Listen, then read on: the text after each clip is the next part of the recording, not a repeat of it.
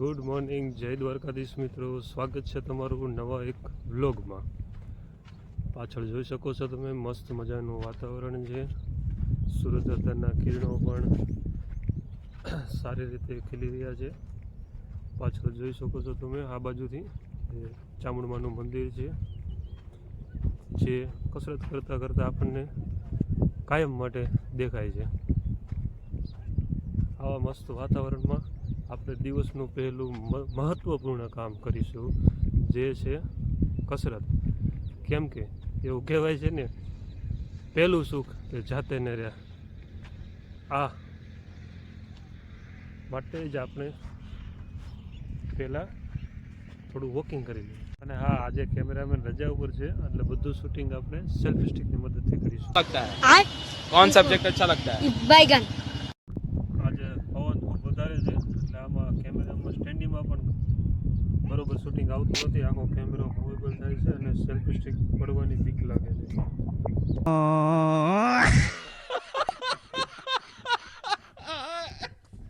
પવનની ગતિ આજે થોડી વધારે હોવાથી એક્સરસાઇઝનું શૂટિંગ નથી કરી શક્યું, કેમ કે ટ્રાયપોડની ઊંચાઈ જેમ વધારું છું ને તેમ તે ફોન આખો મૂવેબલ થાય છે. એટલે અત્યારે હાલ બેઠા બેઠા અને ટ્રાયપોડની રેન્જ પણ નીચે રાખીને શૂટિંગ કરી રહ્યો છું. वाह क्या सीन है, वाह क्या सीन है.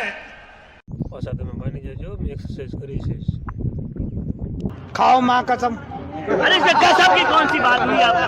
પવન ખાલી શૂટિંગને જ રોકી શકે, આપણે એક્સરસાઇઝને નહીં. એટલે એક્સરસાઇઝ તો થશે જ. अच्छा हमको सिखा रिया है. अच्छा हमको सिखा रिया है. અત્યારે હાલ વાગ્યા છે 8:21 અને તમે આ નજારો જોઈ શકો છો ચામુંડમાના ડુંગરનો. થોડું ઝૂમ કરીને બતાવો. થોડા ફાયદા હોય તેના ગેરફાયદા પણ થોડા ખરાબ કહે. આજે જ જોયું મેં. મસ્ત આવું પવનવાળું વાતાવરણ હોય, મજા આવે, મન પ્રફુલ્લિત થઈ જાય. સાથે શૂટિંગ કરવામાં તો યાર બહુ હેરાન કરે. तोबा तोबा तोबा, थारा मूड खराब कर दिया. સાચવીને રાખેલા છોડવાઓ ક્યારેય વટવૃક્ષ નથી બનતા. भाई ये तो शुरू होते ही खत्म हो गया यार.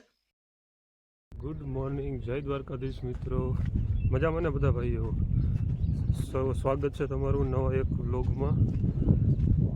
આજે આપણે શરૂઆતમાં કસરત કરીશું, કેમ કે ગુડ મોર્નિંગ, જય દ્વારકાધીશ મિત્રો. સ્વાગત છે તમારું નવા એક વ્લોગમાં.